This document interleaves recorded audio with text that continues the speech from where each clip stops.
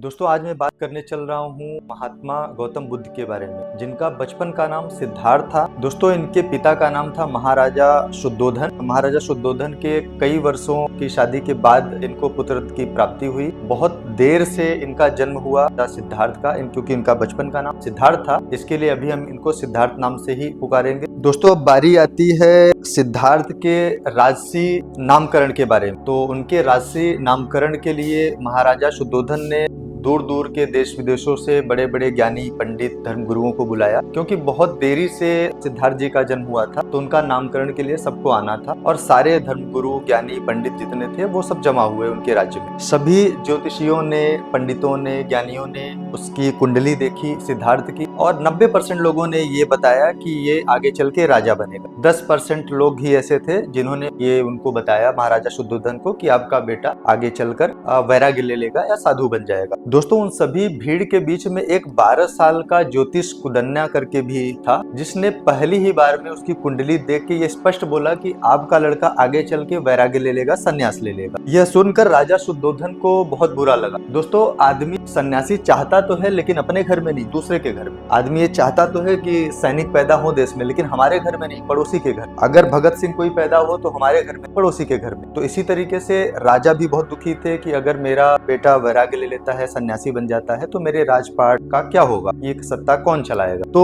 राजा शुद्धोधन ने सभी ज्ञानियों से पूछा कि इसका समस्या का हल क्या है, हम ऐसा क्या करें जिससे ये वैराग्य ना ले, हमारा बेटा जो है वो राशि ठाट बाट को ही अपनाए और आगे चल के राजा बने, लेकिन वैराग्य ना अपनाए। तो कुछ ज्ञानियों ने उनको सलाह दी कि इनको एक भ्रम में रखो, इनको शुरू से ही इतनी सुविधा दी जाए कि इनको दुख का एहसास ही ना हो, क्योंकि जिस दिन इनको दुख का एहसास होगा उस दिन ये वैराग्य ले सकते हैं। उस वैराग्य लेने का डर था, तो उनको दुख का एहसास कराना ही नहीं था। तो राजा ने बहुत सारी व्यवस्थाएं उनके पीछे लगा दी। उनके लिए ऐसा सुना जाता है कि अलग अलग मौसम के लिए अलग अलग घर भी बनाए जाते थे, जो ठंडी में गर्म रखते थे, गर्मी में ठंडी रखते थे। उनके आसपास सारी व्यवस्थाएं मौजूद रहती थी, कोई बूढ़ा आदमी तक उनके पास नहीं था। बगीचे बनाए जाते थे, उसमें पीले पत्ते तक नहीं रखे जाते थे, ताकि वो ये इशारा ना करें कि ये मुरझा चुका है, तो जरा सा भी उनको कहीं भी ना महसूस हो पाए। दोस्तों फिर आखिर में वो समय आ जाता है जब राजा सिद्धार्थ को कहीं एक महोत्सव के लिए जाना होता है, जहाँ की उनको निमंत्रण दिया जाता है उद्घाटन के लिए। महाराजा सिद्धार्थ अपनी सवारी लेकर निकले। दोस्तों जब महाराजा सिद्धार्थ को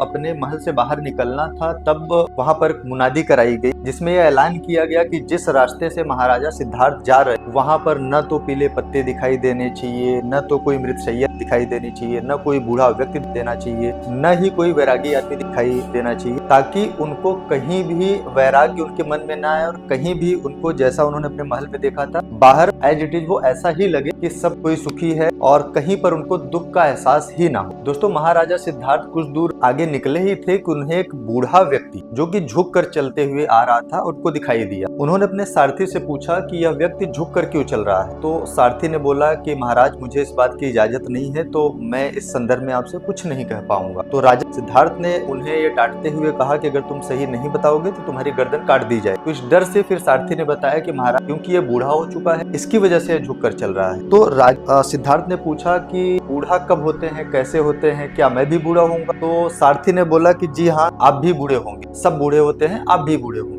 सारथी ने बोला कि महाराज क्योंकि ये कुदरत का नियम है, जवानी के बाद बुढ़ापा आता ही है, इसलिए हम सबको कभी न कभी बुढ़ापा आएगा। मैं हूँ, आप हो या संसार का कोई भी व्यक्ति है, जवानी के बाद बुढ़ापा आएगा ही। दोस्तों ये बात सुनकर सिद्धार्थ बहुत विचलित हुए। फिलहाल उनका रथ कुछ और आगे बढ़ा। कुछ दूरी चलने के बाद उनको फिर एक मृत्युशैया दिखाई देती है, जिसको कुछ लोग लेकर जा रहे होते हैं। तो राजा सिद्धार्थ ने अपने सारथी से पूछा कि ये क्या है। तो सारथी ने बोला कि महाराज ये मृत्युशैया है, ये आदमी मर गया है, तो इसको शमशान लेकर जा रहे हैं। तो राजा सिद्धार्थ ने बोला कि मरना क्या होता है, क्योंकि उन्होंने पहले कभी देखा नहीं था, अपने महलों में हष्ट पुष्ट लोग देखे थे। तो सारथी ने बोला कि जी हुजूर, बुढ़ापे के बाद जो अवस्था आती है उसके बाद आदमी को मरना ही होता है। बुढ़ापे के बाद एक अवस्था आती है, उसके बाद आदमी समाप्त हो जाता है, आदमी की समय लीला समाप्त हो जाती है, उसको शमशान ले जाना होता है। फिर राजा सिद्धार्थ अपने सारथी से पूछते हैं कि क्या मैं भी मर जाऊंगा। सारथी ने फिर से वही उत्तर दिया कि जी हुजूर, आप भी मर जाएंगे, जो भी संसार में आया है उसे एक दिन जाना ही। कुछ दूर